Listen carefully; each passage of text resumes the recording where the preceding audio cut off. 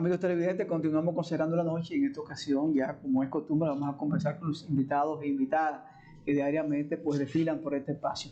En la noche de hoy vamos a conversar con don Luis Holguín Vera, quien es coordinador del movimiento por las pensiones de los servidores públicos, que ya hemos conversado con él en otras ocasiones, pero hay que saber que tenemos alrededor de 500.000 de empleados públicos en todo el estado y pues muchos de ellos se van con pensiones a veces injustas, pensiones que no merecen con el tiempo que trabajaron, que le dieron al Estado y sobre todo con el salario que devengaron.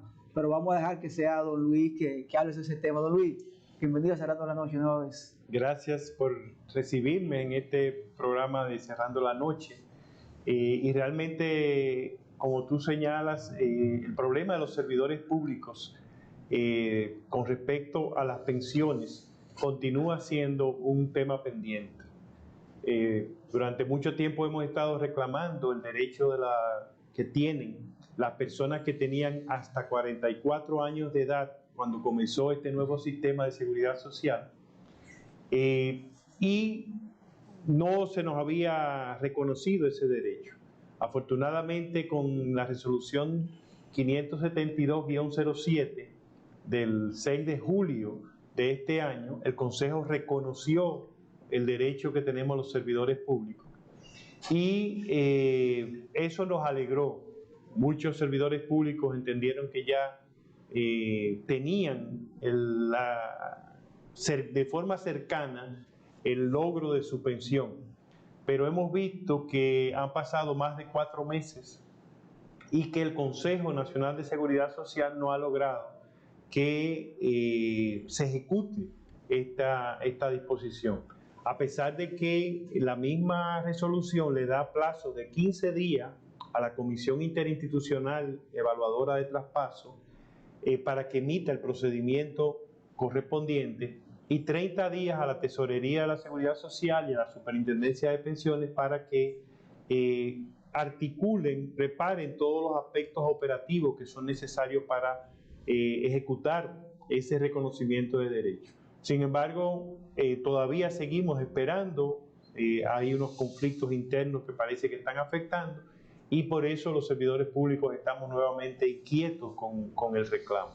Recuérdanos la resolución, escúchame Luis. La resolución es la 572-07, en la que el Consejo Nacional de la Seguridad Social modifica la resolución 289, que era la que trataba o reconocía el derecho a traspaso de las personas que tenían más de 45 años de edad, que se conoce también como de ingreso tardío. Luis, antes de ver las razones por las que a más de 4 meses de haberse aprobado la resolución que hace esa referencia, la 752. 572, 500-07. ¿Cuáles son los principales derechos que reconoce esa resolución a los servidores públicos pensionados o en proceso? Sí, la ley 8701, en 3 artículos, el 35, el 38 y el 39, reconoce que las personas que trabajaron en el Estado antes de iniciarse este sistema del que creó la ley 8701, tienen un derecho adquirido, un derecho laboral, y los reconoce. Entonces, estos 3 artículos, el 35, el 38 y el 39, el 38 incluso dice que tienen ese derecho sin importar la edad que tuvieran. Dice la misma ley 8701. Y claro, desde que una persona comenzaba a trabajar en el Estado, antes de esta ley 8701, parte de sus condiciones de trabajo y sus beneficios era que tenía derecho a una pensión del Estado bajo el amparo de la ley 379-81, que es la que reconoce la ley 8701. Ese derecho es el que por más de 20 años ha estado conculcando, dicen ustedes los abogados, negándole el Consejo de Seguridad Social y todo el Estado dominicano, porque es quizás el causante del maltrato a los servidores públicos, de la negación del derecho, es el Consejo, pero igualmente es el Ministerio de Administración Pública que no defendió a los servidores públicos en ese derecho laboral que se le estaba negando. Igual cada uno de los incumbentes de las instituciones públicas. Es decir, que es una negación de derecho que afecta a muchos servidores públicos. Y nosotros hemos analizado por qué se dio esa negación de derecho. Y la conclusión que hemos llegado es que la ley 8701 establece dos condiciones a través de las cuales un servidor público puede permanecer en reparto o volver a reparto. La primera es tener más de 45 años de edad y la otra es tener hasta 45 años de edad. Es decir, que el abanico incluye a todos los servidores públicos que estén amparados por la ley 379-81. Cuando inició el proceso de implementación de esta ley, los primeros que comenzaron a demandar este derecho fueron los que tenían más de 45 años de edad porque estaban próximos o ya estaban en edad de pensión. Y obviamente eran los primeros que estaban reclamando ese derecho. Entonces el Consejo tomó unas resoluciones, varias resoluciones, en donde se reconoció ese derecho y se estableció el procedimiento para concederlo, para cumplirlo. El error vino en que, aunque en las resoluciones ellos mencionaban el artículo 38, que es el principal artículo que reconoce nuestro derecho, aunque lo mencionan en un considerando, en la aplicación, en el manejo del tema, ellos asumieron que la única forma de permanecer en reparto, pasar a reparto, era tener más de 45 años, que luego se bajó a 44 años. Y obviaron lo que dispone la ley 8701 para los que tenían hasta 45 o 44 años de edad. Lo que están reconociendo ahora es ese derecho de las personas que tenían menos de 44 años de edad, pero habían iniciado antes o al momento de iniciarse la implementación de la ley, que es lo que nosotros veníamos reclamando. La resolución 57207 da un plazo de 4 meses. ¿Esa resolución prevé algún tipo de sanción administrativa en caso de desacato de los órganos envueltos o no? No. El plazo que da es de 15 días a la Superintendencia de Pensiones, a la Dirección de Información y Defensa de los Afiliados, que son los que tienen voz y voto en la Comisión Interinstitucional de Traspaso, y a la ADAF y a la Dirección de Jubilaciones y Pensiones del Estado, que participan con derecho a voz. 15 días para que emitieran el procedimiento a través del cual se cumplirían los derechos que reconoce esa resolución. Y 30 días a la Tesorería de la Seguridad Social y a la Superintendencia de Pensiones para establecer todos los procesos operativos para el proceso de traspaso, porque hay fondos que están en las AFP que deben ser transferidos a la Dirección de Jubilaciones y Pensiones del Estado y viceversa. Hay fondos en la Dirección de Jubilaciones y Pensiones que deben ser transferidos a una AFP. Los 4 meses es el tiempo que tenemos desde que se tomó la resolución. Es decir, que hay casi 3 meses y medio, o 3 meses y casi 3/4 partes del mes en retraso del cumplimiento. No dispone ninguna sanción y sobre todo cuando es a beneficio de los afiliados. Sabemos que este es un sistema que ya lo hemos dicho aquí, perverso, en donde los derechos de los afiliados no es la prioridad y que las cosas se ralentizan, se obstaculiza su implementación porque es la forma en que el sistema ha operado, negando derecho, conculcando derecho y apostando a que los afiliados van a cansarse, van a abandonar sus reclamos y termina siendo una negación de derecho de forma directa. Luis, ¿a qué atribuyes entonces que pasados 4 meses y vencido el plazo de los 15 días, aún, porque alguna razón tiene que haber, sí, no hayan ejecutado ese mandato del Consejo? Al parecer ahí, bueno, el mandato era que la Comisión Interinstitucional presentara un procedimiento. Se presentaron 2 procedimientos.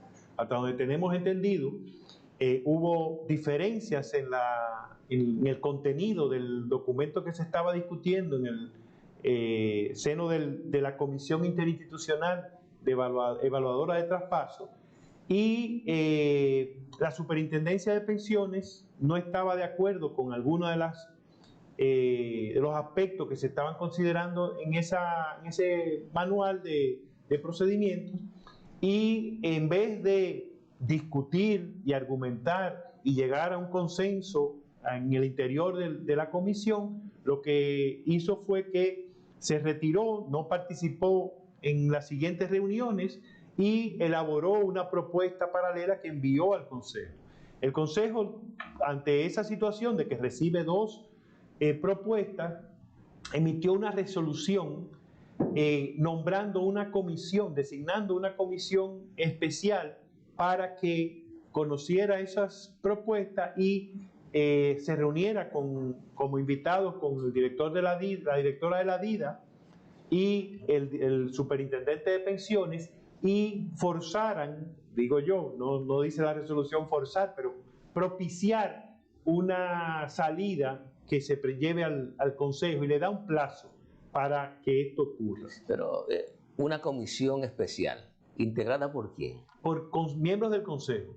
Por los miembros del Consejo, no por la Comisión Interinstitucional. No, porque esa Comisión Interinstitucional es la que, digamos, se vio alterada ante la situación de que 2 de sus 4 miembros presentan una propuesta que es la que se había estado discutiendo, y la presentan ya por la necesidad de tener que presentarla, y las que presenta la Superintendencia de Pensiones de forma unilateral. Para refrescarnos, ¿quiénes son los miembros de esa comisión interinstitucional? La dirige, la preside, la coordina la directora de la DIDA, la licenciada Serrata. La DIDA es la Dirección de Información y Defensa de los Afiliados. Bien, una. El segundo miembro con derecho a voz junto con la DIDA es el superintendente de pensiones de la CIPEN, el que defiende los derechos de las AFP. Bueno, debería ser un ente rector técnico que instrumente y cumpla su función incluso como institución pública del Estado, que es garantizar los derechos de la población, los derechos ciudadanos, los derechos fundamentales. Pero en la práctica, la superintendencia en muchos casos tiene una actitud que parecería que, si usáramos la comparación con la lucha libre, pelean en pareja. Y entonces, siempre cuando hay demandas, hemos visto a la superintendencia subir, no del lado del afiliado, sino del lado de la ADAF, de las asociaciones de administradoras de fondos de pensión. ¿Quién es más entonces? Y entonces participa la ADAF, la Asociación Dominicana de Administradoras de Fondos de Pensiones, y el director de la Dirección General de Jubilaciones y Pensiones del Estado, que tienen voz. Pero ahí no entiendo. Si está la ADAF, ¿por qué no está el movimiento que ustedes presiden para que la cosa tenga un nivel de equilibrio? Porque pensé que era interinstitucional porque solo involucraba instituciones del Estado, pero la ADAF no tiene nada que ver. La ADAF tiene que ver porque como institución pública, eso es privado. Sí. Una asociación de los dueños de las AFP. Nosotros desde el Movimiento por las Pensiones de los Servidores Públicos hemos insistido y hemos sugerido al Consejo de Seguridad Social que cree mecanismos para escuchar, para estar más cerca de los afiliados y escuchar a los afiliados. Esto porque aunque el sistema de la Seguridad Social contempla en el Consejo una conformación tripartita que ha funcionado en otras instituciones como el Infotep, que el tripartismo con el que se compone el Consejo del Infotep funciona y ha funcionado a la misma maravilla. Pero en el Infotep no hay el componente de interés económico que hay en la Seguridad Social.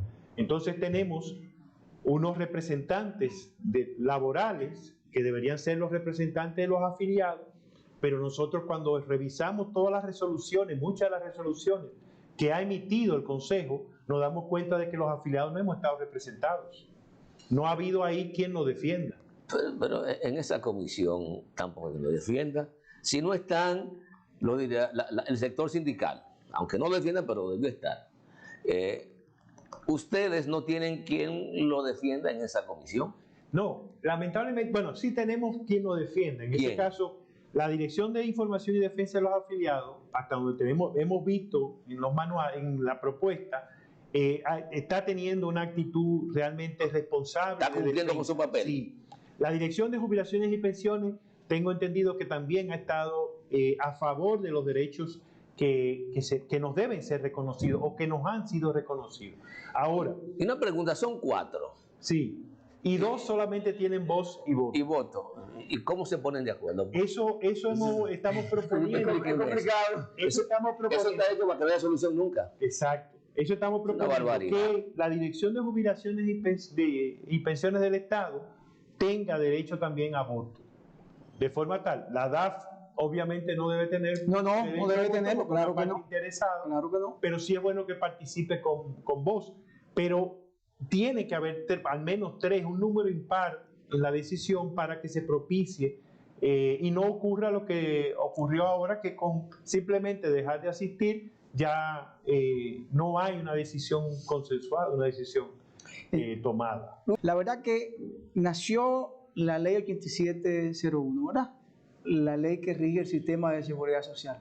El sector empresarial vio una oportunidad y el Estado también. Una forma de corregir y meter todo en un mismo lugar donde se pueda tener lo que es pensiones, lo que es riesgos laborales, lo que tiene que ver con la ARS, que son los seguros de salud. Arranca esto, vemos que lo primero que arranca cuando empieza la seguridad social es por la parte de las pensiones. Y es la primera y todavía no hemos logrado un entendimiento, porque al día de hoy, Luis, hay muchas personas que no han logrado tener una pensión. Por ejemplo, yo he escuchado personas que van a una de las empresas que le toca, a cualquiera de las 3, y le ponen todos los peros del mundo. La pensión es del señor, de fulano de tal. ¿Dónde él murió? Su acta de nacimiento, su acta de defunción. Oye, todos los peros, se supone que del Consejo Nacional de Seguridad Social, donde tiene que estar la información de la Junta Central Electoral, información de la DGI, información donde se crucen informaciones, y aunque le manden a solicitar esos datos, ellos tienen que tenerlos para verificar la legalidad de los mismos. ¿Entiendes tú que en el caso, creo que nos salimos un poquito del tema que te concierne a ti hoy aquí, pero crees tú que estos fondos de pensión le ponen traba para negarle el derecho que le toca al pensionado de recibir una pensión o al familiar? Mira, el sistema que tenemos, ya yo lo he dicho aquí y lo reitero, es un sistema perverso. Porque un sistema de pensiones debería basarse en los derechos de los ciudadanos, en los compromisos que hay con el afiliado. En nuestro sistema, el afiliado no es la prioridad. Desde el artículo 1 de la ley 8701, cuando uno la lee, prioriza el aspecto financiero. Cuando menciona a la población, al afiliado, es para decir que junto al Estado es el garante financiero del sistema. Y cuando uno escucha a los defensores de la capitalización, del sistema de capitalización individual, expertos economistas, destacados abogados, se centran en las grandes contribuciones que el sistema ha ofrecido a la macroeconomía, a la capacidad del ahorro. En ningún momento dicen a cada afiliado se le está cumpliendo lo que se prometió. Y estamos ahora nosotros documentando qué fue lo que se ofreció.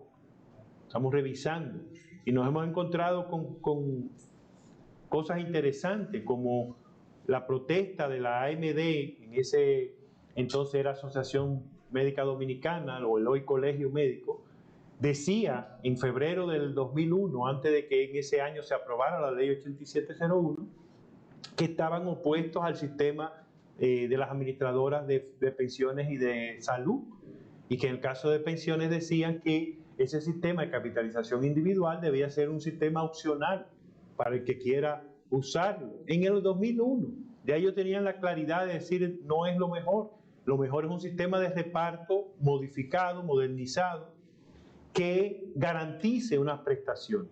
Entonces tenemos un sistema en donde el afiliado no es la prioridad y por eso uno encuentra todas esas trabas que el afiliado lo toma como si fueran obstáculos.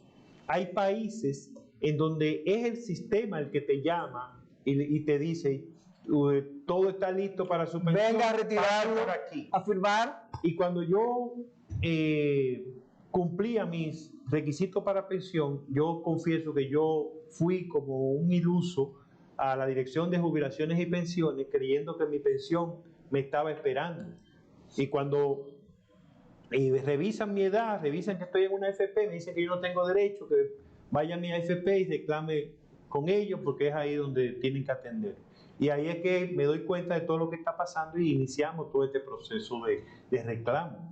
Luis, si mal no recuerdo, creo que vi en uno de los medios de prensa que el señor Arismendi Santana de una u otra forma hacía un llamado para que se revise a fondo la ley de seguridad social, porque entiende que si eso no ocurre puede haber serios problemas, creo que decía de gobernabilidad en la República Dominicana, y ponía como ejemplo que no es lo mismo 3.000 trabajadores haitianos exigiendo pensiones que 40.000, 50.000 dominicanos exigiendo pensiones dignas. Claro. A partir de esa premisa y de este incumplimiento, ¿qué sigue entonces para ustedes? Y el futuro que tú visualizas inmediato con la ley.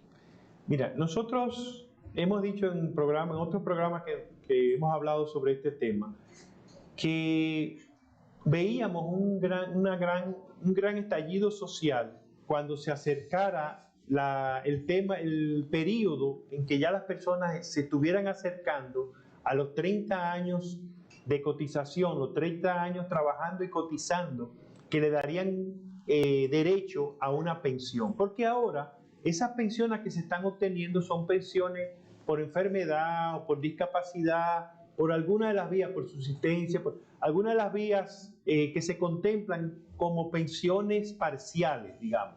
No, pero decíamos, cuando la gente, cuando el pueblo, cuando los afiliados, que no tienen el derecho que estamos reclamando nosotros por haber trabajado en el Estado, sino esos que aunque han trabajado en el Estado, han trabajado después de implementado este sistema y les corresponde una pensión por este sistema.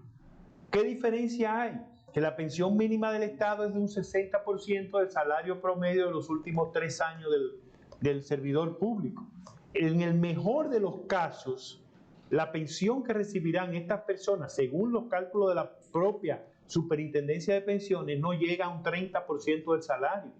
Es decir, que una persona que gane, voy a poner 100.000 para que sea más fácil analizarlo, una persona que gane 100.000 pesos y que por los últimos 3 años estuvo cotizando a la Seguridad Social con ese monto, la pensión que recibirá es de 30.000. Es decir, que vivir con 100.000 pesos cuando trabajaba va a pasar a tener que vivir con 30.000.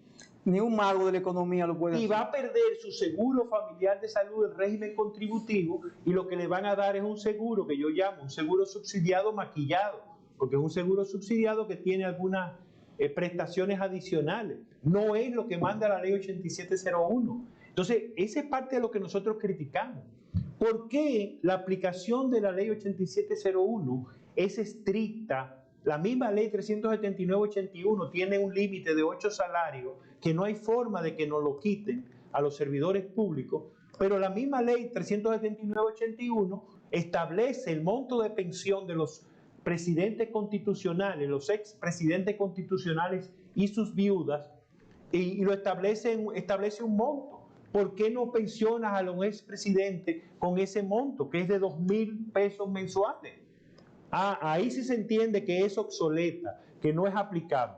Pero el límite de los 8 salarios, que en el 1981 solamente afectaba a los ministros, en ese entonces eran secretarios de Estado, y algunos subsecretarios eran los que salían afectados en sus pensiones con esa limitación. Hoy, cuando lo comparamos en el 2020 y el 2019, con las nóminas de esos 2 años, 3 instituciones, 3 ministerios, nos dimos cuenta de que en estos 2 periodos, 2019 y 2020, afectaba un 13, un 14, un 15% de la nómina. Entonces, la ley se aplica de una forma cuando es para los sectores empresariales o insertados en la seguridad social, y de otra forma cuando es a favor de los afiliados. Pero ¿de dónde nace entonces la idea? Si la ley 8701 no lo contempla, ¿de dónde nace la idea de a los pensionados retirarle el seguro? Lo que pasa es que las ARS no les conviene, no les interesa, no les gusta la idea de tener como afiliado a las personas de edad, a las personas que se pensionan, a los adultos mayores, porque son quienes más consumen medicamentos, los que más asistencia tienen, los que más carga le hacen al sistema. Prefieren los jóvenes, que son el filete, el hueso, que somos las personas que vamos entrando ya en edad avanzada, que somos adultos mayores, que estamos envejeciendo, que nos pensionamos. Entonces, esa parte nunca se le ha metido el diente, nunca se ha querido trabajar. Igual, la ley contempla un bono de reconocimiento, que era una compensación a los servidores públicos que habían cotizado en el sistema de reparto y que no van a poder calificar a una pensión del Estado. Yo espero, el movimiento lo ha pedido, que ahora que se han ido reconociendo los derechos para que más servidores públicos se les cumpla su derecho a pensionarse, van quedando menos que no van a poder porque no cumplen los requisitos. A ellos se les pague ese bono de reconocimiento que iría a su fondo de la AFP y les sería devuelto en la forma establecida. Escúchame, Gianni, pero el tema de la exclusión, ¿de dónde nace? Del Consejo, porque el Consejo es... ¿En base a qué lo hace el Consejo? No, a discreción y a que los afiliados no reclamamos. Nuestra sociedad no nos estimula a hacer reclamos de los derechos que tenemos. Tenemos una sociedad que no se siente sujeto de derecho, no defiende su derecho, ni siquiera lo concibe. Da pena, pero muchos jóvenes con los que hemos hablado sobre este sistema de pensión y lo perverso que es y lo que le va a afectar su futuro, presentan total desinterés. Ellos no creen que van a llegar a ser viejos, por un lado, y por otro lado, tienen el sueño de que no van a necesitar de una pensión. Entonces, para ellos no es preocupación ahora el que el sistema sea tan perverso que solamente le dé beneficios a las administradoras de fondos de pensión y a ellos como afiliados le dé solamente migajas. Entonces es un sistema que hay una combinación, hay una parte interesada, las ARS y las AFP, hay un consejo compuesto por múltiples sectores que actúan sin claridad de que ellos están ahí como una institución pública y que el Estado es garante de todos los derechos fundamentales y la seguridad social es un derecho fundamental. Entonces, ese estallido que preveíamos cuando la gente empezara a acercarse a los 30 años de cotización, se está adelantando, porque cada día más población, más ciudadanos, más afiliados, empiezan a tomar conciencia de sus derechos. Y esa propuesta del señor Arismendi Díaz es una preocupación de la misma ADAF y de las AFP, porque saben que la crisis de demandas insatisfechas que este sistema no tiene forma de corresponder, porque es un sistema perverso. Yo he explicado en muchos programas. Para poner un ejemplo, el sistema, la ley 8701 establece que la razón de las AFP es garantizar una rentabilidad mínima a los fondos. En teoría sería que los fondos siempre crezcan mes a mes. Ustedes han de creer que la fórmula con la que se calcula, con la que la Superintendencia de Pensiones calcula la rentabilidad mínima que debe garantizar la AFP, está construida de forma tan perversa que permite que el valor sea negativo. Es decir, que tú tengas una rentabilidad mínima por negativa, que tu fondo se reduzca. ¿Y por qué eso? Porque está hecha amañada para favorecer a las AFP. Y cualquier ciudadano o cualquiera de ustedes que lo desee puede pedir a la Superintendencia de Pensiones los cálculos de la rentabilidad mínima. Eso se calcula mensualmente. Yo lo hice ese análisis con las primeras 240 cotizaciones y los primeros 240 meses del sistema. Y ahí hay, en 240 veces que se calculó, meses que se calculó, hay más de 20 valores negativos. Entonces, es un sistema que está hecho para quienes han demandado, que son las empresas que han estado insertadas, que se han insertado para mí de forma parasitaria, las AFP y las ARS. Nosotros los afiliados hemos estado fuera de esa participación porque quienes debieron representar, que son los representantes del sector laboral, no lo han hecho debidamente. Porque si lo hubieran hecho debidamente, no tuviéramos los problemas que tenemos hoy día en términos de derechos de los afiliados. Luis, yo he estado mirando que el Estado Dominicano, a través de la pensión y jubilaciones, ha estado dando unas pensiones solidarias a personas envejecientes que pasan de 65 años de edad. Sin embargo, me encontré con una persona, un señor ya que pasa a los 65 años y él ha estado gestionando su pensión porque ha trabajado en 2 o 3 instituciones del Estado. Todavía le faltan ciertos papeles y él pues fue a la Dirección General de Jubilación y Pensiones pensando en que sus papeles estaban avanzados. Y le dicen, mira, ve al Banco de Reserva que ya te abrimos una cuenta para una pensión solidaria. Entonces él pregunta, ¿me va a tocar mi pensión normal que yo me he ganado o me voy a quedar con esa pensión solidaria de 100,000 pesos? Entonces yo quiero la de 10 o la de 2. Él debe ir a la DIDA, esa persona que tiene ese caso, y procurar la asistencia de la DIDA. Lamentablemente, vuelvo al derecho de los ciudadanos, al respeto del derecho de los ciudadanos y la garantía que el Estado tiene que dar. La función de la Dirección General de Jubilación y Pensiones es aclararle a esa persona si tiene algún requerimiento que no está cumpliendo, porque no tiene la edad, porque no tiene la antigüedad en el servicio, pues debe explicárselo y que él entienda por qué entonces califica para una pensión subsidiaria, que quizás es lo que está pasando. Luis, ¿hay posibilidad de que la ley se reforme en corto tiempo? ¿Tú crees que existe? Sí, yo creo que hay muchos sectores organizados de la sociedad, de los afiliados, que están organizándose, que están analizando la propuesta de la Comisión Bicameral que hizo de la reforma de la Ley 8701. Es algo de lo que se ha querido silenciar.